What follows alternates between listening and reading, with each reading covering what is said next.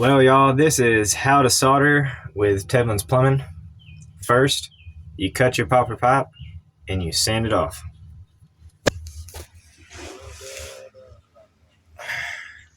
You want to get it sanded to the point it is about right there. And then you'll get a fitting like such. You put flux on it and set it in place. And then you get your solder.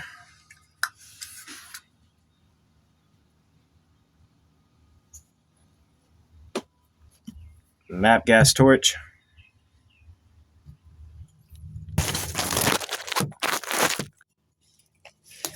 And then after that, you grab your torch.